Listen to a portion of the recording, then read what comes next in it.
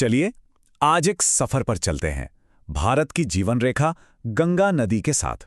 देखिए, ये सिर्फ एक नदी नहीं है, ये तो संस्कृति, आस्था और सच कहें तो करोड़ों जिंदगियों की कहानी है। यही तो बात है, यही भावना इस नदी को सबसे अलग बनाती है।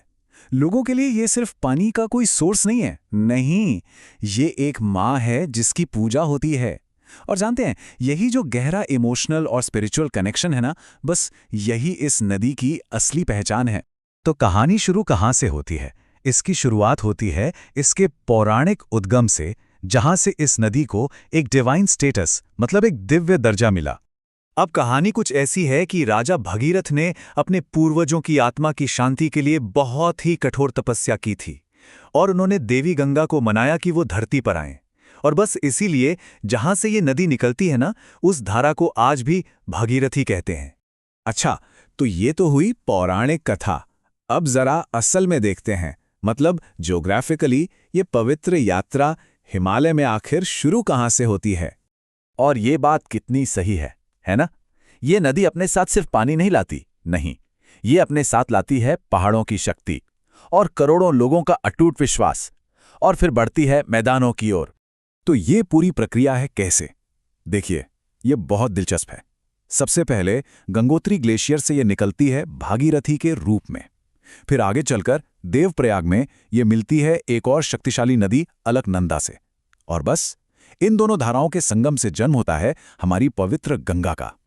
तो पहाड़ों से उतरकर अब गंगा पहुंचती है उत्तरी भारत के विशाल मैदानों में, और यहाँ ये लाखों करोड़ों लोगों के लिए जीवन का आधार बन जाती है। मैदानों में इसका जो सबसे पहला बड़ा पड़ाव है वो आता है हरिद्वार में। हरिद्वार यानी ईश्वर का द्वार, ये एक बहुत ही बड़ा और अहम आध्यात्मिक केंद्र है। और यहाँ के लिए गहरी मान्यता है कि गंगा में एक डुबकी लगाने से सिर्फ तन साफ नहीं होता, बल्कि मन भी पवित्र हो जाता है, पाप धुल जाते हैं। सोचिए, आस्था की कितनी गहरी शक्ति है ये। अब नदी के साथ थोड़ा और आगे बढ़ें तो हम पहुंचते हैं वाराणसी, काशी, दुनिया के सबसे पुराने और आज भी जीवित शहरों में से एक। और ये शहर, ये तो गंगा के किनारे ही बसा है।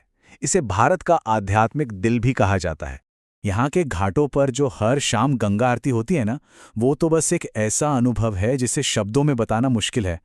ऐसा मानते हैं कि ये आरती देखने से और इसमें शामिल होने से जीवन में पवित्रता और शांति आती है। लेकिन बात सिर्फ आस्था और आध्यात्म की नहीं है। गंगा सिर्फ आत्मा को शांति नहीं देती, ये करोड़ों लोगों का पेट भी भरती है। इसका इकोनॉमिकल इंपॉर्टेंस मतलब आर्थिक महत्व बहुत ज्यादा है। इसी की लाई हुई उपजाऊ मिट्टी से तो उत्तर भारत का पूरा कृषि क्षेत्र फलता फूलता है।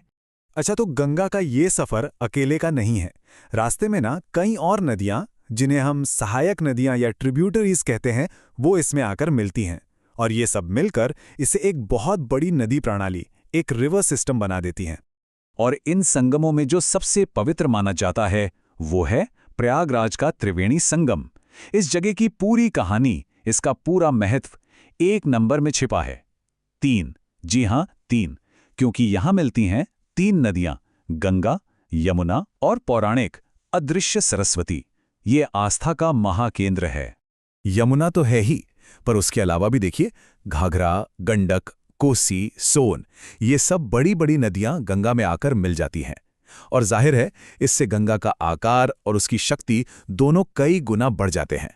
पर इन सहायक नदियों का असर हमेशा अच्छा ही हो, ये जरूरी नहीं। एक उदाहरण लेते हैं कोसी नदी का। ये नदी अक्सर अपनी विनाशकारी बाढ़ के लिए जानी जाती है, इतनी ज्यादा कि इसे बिहार का शोक तक कहा जाता है। तो ये दिखाता है कि नदी की शक्ति के 2 पहलू हैं, जीवन देने वाली भी और विनाश करने वाली भी। तो अब हम पहुंचते हैं गंगा की यात्रा के आखिरी चरण में। यहां से गंगा पूर्व की ओर बहती है, समुद्र की तरफ, और बनाती है दुनिया का सबसे बड़ा डेल्टा। और ये नदी का आखिरी पड़ाव भले ही हो, लेकिन शायद सबसे शानदार है।